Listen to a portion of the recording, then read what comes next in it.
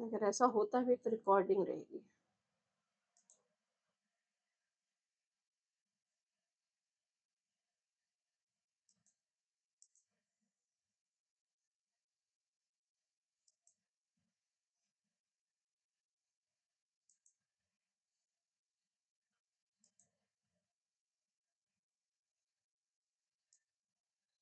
कहीं आगे बात करते हैं। नेटवर्क इशू होने का कारण समझ नहीं आता। तीसरी किस्म उर्फ मारी गई गुलफाम कहानी में हीरामन की बैलगाड़ी में बैठी नर्तकी हीराबाई जो तीसरी किस्म है, इसका दूसरा नाम है उर्फ मारे गए गुलफाम। किसका फणीश्वर नाथ रेणु की कहानी है, के द्वारा रचित कहानी है। इसमें जो नायक है वो है हीरामन, वो बैलगाड़ी चलाता है और नर्तकी है हीराबाई। हीरामन की गाड़ी में जो बैठी नर्तकी है हीराबाई, वो पहले रोहता कंपनी में काम करती थी। इसमें रोहता कंपनी में काम करती थी। अब वह किस नई कंपनी में काम करने जा रही थी जब वो हीरामन की गाड़ी में लिफ्ट लेती है, तो वह काम करने जा रही थी मथुरा मोहन नौटंकी कंपनी में। ठीक है। जो छंगामल नौटंकी छंगामल नौटंकी कंपनी तो नहीं, छंगामल जो कॉलेज है उसका जिक्र आप देखेंगे राग दरबारी में आएगा। ठीक है। तो ये किसके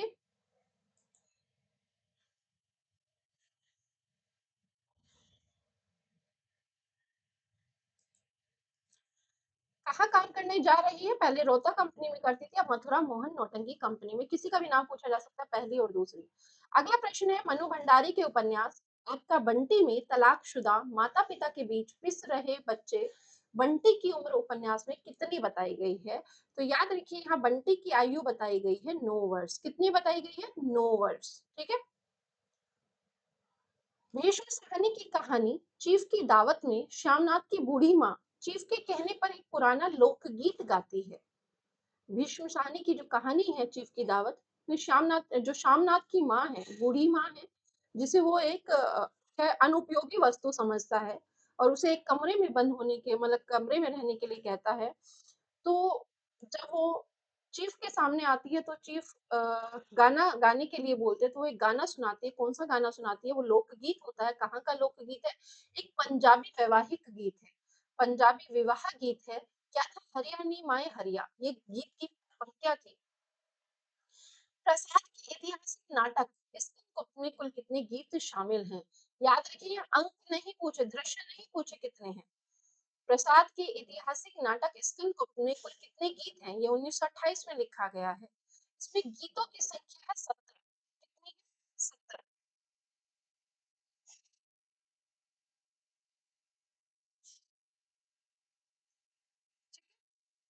और इसी के साथ यदि आप देखें स्कंदगुप्त में तो 17 गीत हैं।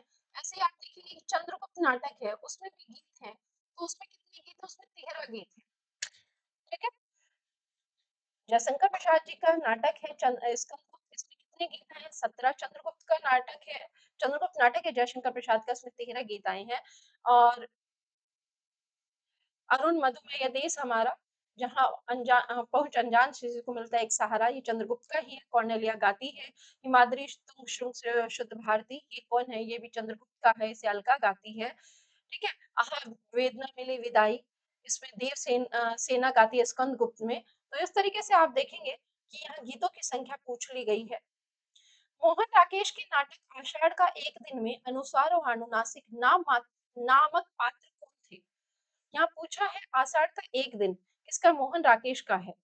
1958 में लिखा गया, ये याद रखिएगा। इसमें दो पात्र आते हैं, एक आता है अनुस्वार और एक आता है अनुनासिक। ऐसा लग रहा है कि अ, व्याकरण को पढ़ रहे हैं, लेकिन ये व्याकरण के नहीं, यहाँ पात्रों के नाम है अनुस्वार और अनुनासिक। ये क्या थे, इनकी भूमिका क्या रही है? तो ये राज्य के दो अधिकारी गुप्तचर के रूप में एक पात्र भूमिका निभाते हैं। किसकी? राज्य के दो अधिकारी गुप्तचर।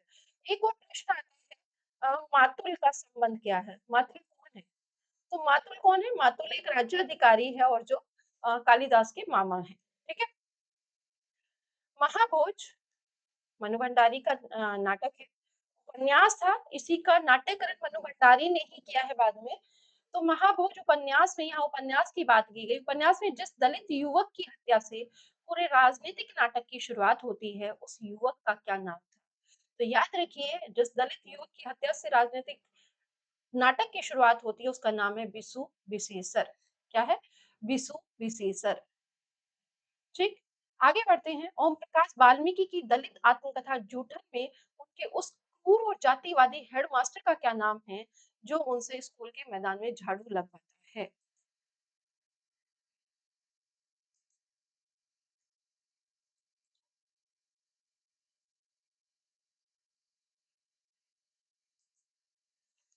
ठीक है। ओम प्रकाश वाल्मीकि की आत्मकथा जूठन में उनके उस क्रूर और जातिवादी हेडमास्टर का क्या नाम है जो उनसे स्कूल के मैदान में झाड़ू लगवाता है? कलीरन।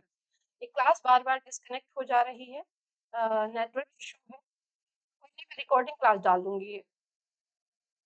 अब मैं 20 प्रश्न तो एटलीस्ट करा ही लेती हूँ आज के। कौन है हेडमास्टर का? क्या नाम है? कलीराम है।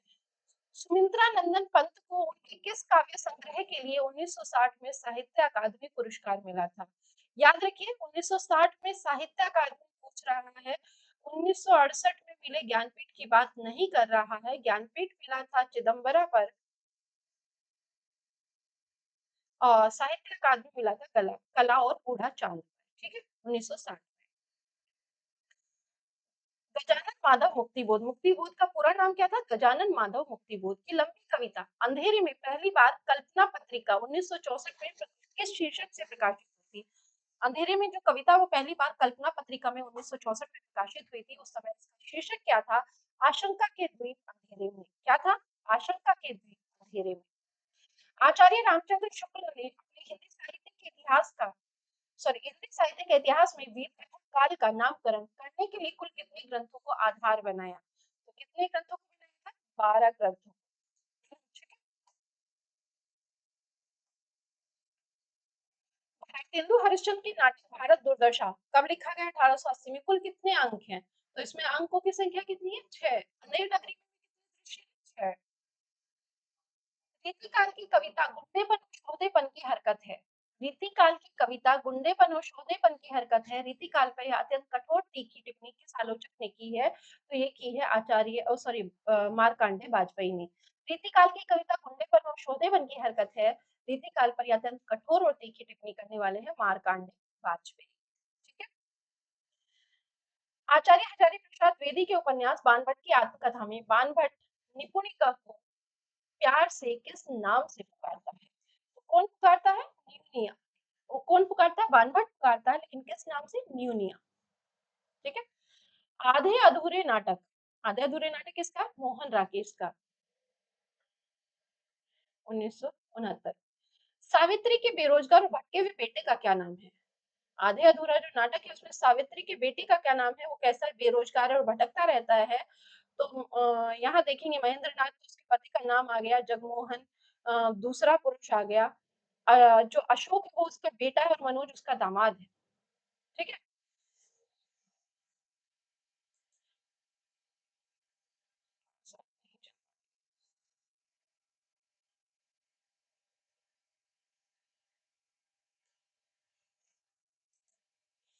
सिंदूर की होली किसका है? लक्ष्मी नारायण मिश्र का। नाटक की मुख्य दो स्त्री पात्र कौन है जो विपरीत विचारधाराओं का प्रतिनिधित्व करती हैं?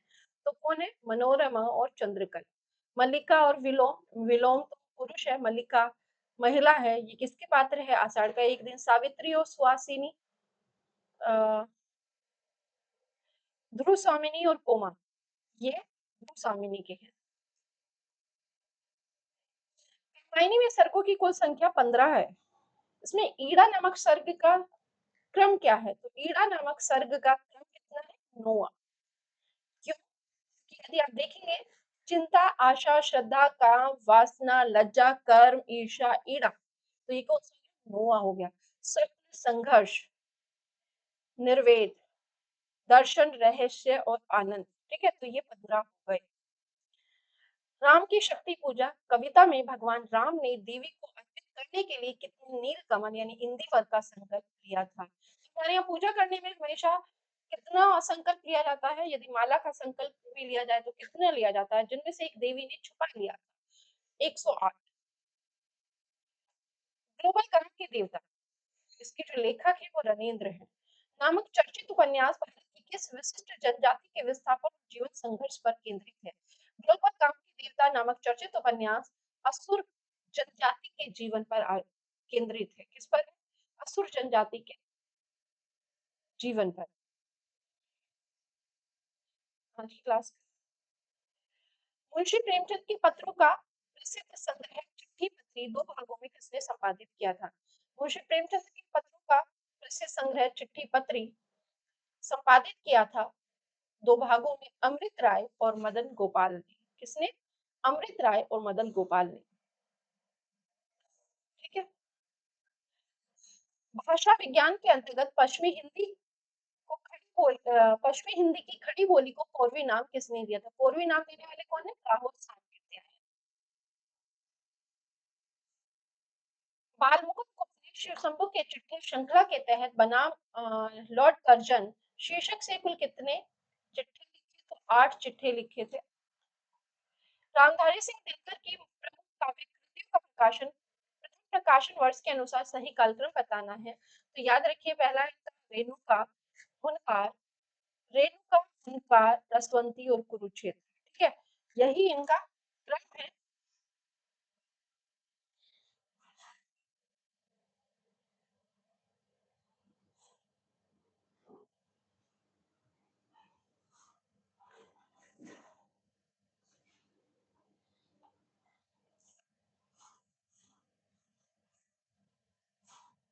अगले प्रश्न की ओर बढ़ते हैं। संविधान के किस अनुच्छेद में यह स्पष्ट निर्देश है कि संघ का यह कर्तव्य होगा कि वह हिंदी भाषा का प्रसार बढ़ाए और उसका विकास करे? तो ये किसमें है? ये 351 में है। 348 में सुप्रीम कोर्ट और हाई कोर्ट की भाषा का प्रावधान है। गौतम बुद्ध के बाद तुलसी भारत के सबसे बड़े लोकनायक हैं, ये किसने कहा है? तो ये क्या है? गौतम बुद्ध के बाद तुलसी भारत के सबसे बड़े लोकनायक हैं, ये पाश्चात्य विद्वान विद्वान जॉर्ज ग्रियर्सन ने कहा है। औरत के लिए औरत नामक स्त्री विमर्श की प्रसिद्ध पुस्तक की लेखिका कौन है? औरत के लिए औरत की लेखिका है नासिरा शर्मा। ठीक है। मैथिली शरण गुप्त के महाकाव्य साकेत के सर्ग में उर्मिला की विरह व्यथा का सर्वाधिक मार्मिक और विस्तृत वर्णन किया गया है। तो याद रखिए, इसमें किस सर्ग में किया गया है? तो नवे सर्ग में, नवम सर्ग।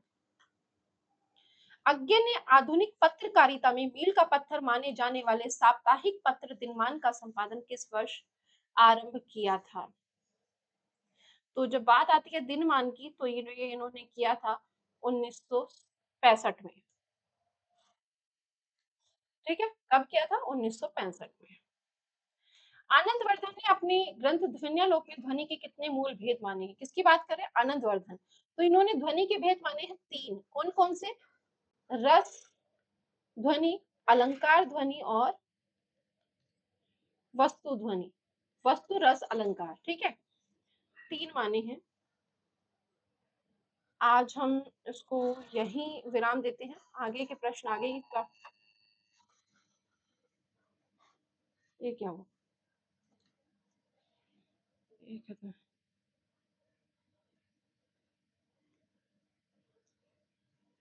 ये क्या था भाई?